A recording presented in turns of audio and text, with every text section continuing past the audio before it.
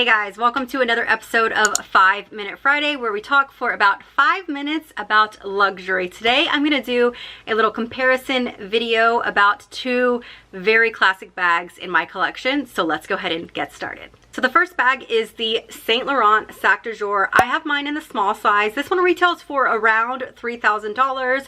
I've seen it as low as $2,750, and it can go a little over $3,000 just depending on the leather finish, if there's any embossing or anything like that. But we'll just say it retails for about $3,000. And I want to compare it to my Hermes Birkin. I have it in the 35 size in the toga leather, and this one retails brand new for $12,100. But again, depending on the leathers that you get, it can go up way higher than that. But either way, it is just over $12,000 and a huge price jump when you compare it to the Sac De Jour. So I did actually purchase this handbag first, and one of the main reasons why I purchased this bag was because I loved the Birkin. The Birkin has always been a dream bag of mine, not necessarily because of the status, the name Birkin, the brand Birkin, and just the status symbol that a Birkin has. I genuinely just love the shape and the look of the Birkin, and this was one of the closest options that I found. It gave a similar look and a similar vibe to what I felt the Birkin would give me if I were to ever own the Birkin. At the time when I purchased this, I didn't see ever buying a Birkin. It just felt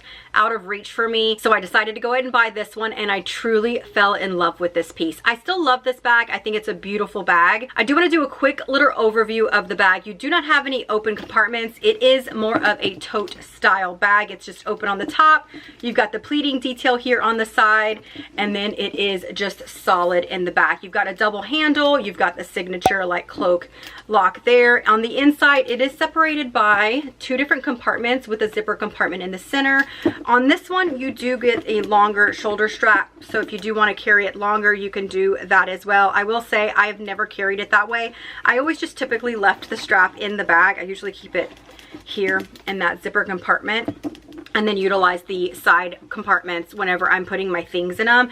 This bag is a lot more structured, in my opinion, than the Birkin bag. It looks a lot more polished and professional. You do also have the feet on the bottom with this one, which I always love seeing, especially in a more structured handbag. It really just elevates the look and just the detail of the bag. I also want to point out the interior size of these two particular sizes. So this is what it looks like if you do not have the expanders open. You can unclip both of these sides to utilize the expanders. In my opinion, I don't personally like the look of that for this particular bag. It just have these sticking out like this. I don't like the look. I don't necessarily recommend it, but you do have that option.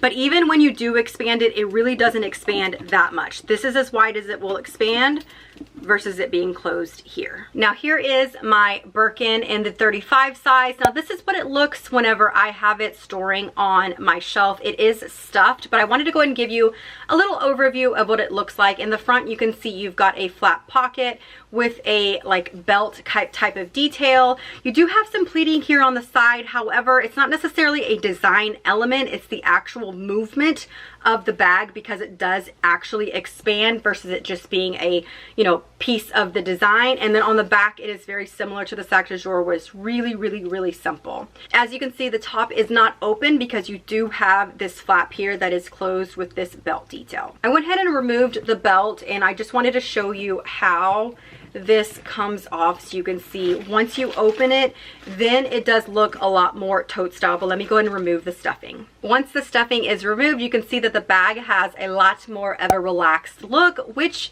I'm so glad about. I actually love the relaxed look. That was one of my favorite things about this particular bag and this particular leather. And now that the flap is open, you can see that it definitely is more of a tote style bag, but you do not have the center compartment, which I also think is why the Sac De Jour is a lot more structured. I do feel like if this had a center compartment, it wouldn't be as relaxed as it is. You also get the opportunity to see how the expansion and the like accordion detail on the side, how it expands, and that is why you have that natural pleating here on the sides. This one does have one slip pocket here and then one zip pocket here in the back. Other than that, it is basically just a giant hole like a lot of other totes. You can definitely do an organizer interior, which I may consider doing. I just haven't ordered one, but I definitely could see getting one for this particular bag. Not necessarily for the organization, but more to protect the interior because it is a pricier handbag. So I wanted to go ahead and put them side by side so you can see, again, this is a small and this is the 35.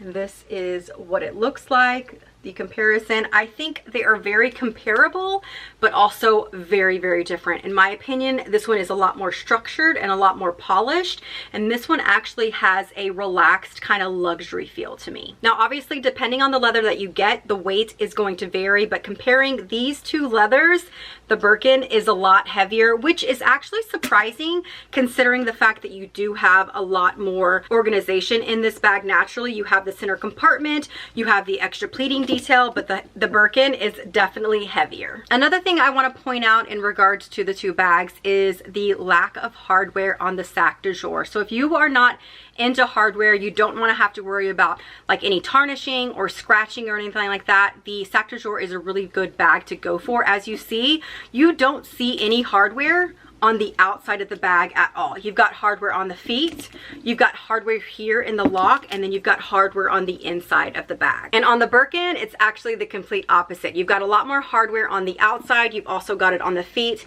and very minimal on the inside. So to answer my most asked questions about my Sac De Jour ever since I added the Birkin is, do I still like the Sac De Jour? Absolutely. I think it's a beautiful bag. I do think it actually is a lot different than I expected it to be once the Birkin arrived.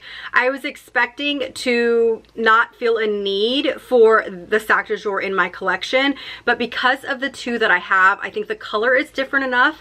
I think the structure of them are different enough, and I think the overall look that they offer is different as well. Which one do I recommend for you guys to buy? Honestly, that's completely up to you. It depends on the budget that you have, the overall look that you're going for, the brand that you would like to have in your collection. Will I be getting rid of the Sac De Jour now that I own the Birkin? And the answer to that is no. Like I said, I do think that they are different enough, and since I already own them both, I will be keeping them both. However, I will also say, if I would have purchased the Birkin first, would I have purchased the Sac De Jour? The answer to that is also no. I do think that they are enough alike that if I already had the Birkin, I wouldn't have purchased the Sac De Jour. But like I said, I do already own them both, so there's really no reason for me to sell or get rid of the Sac De Jour because I do like them both.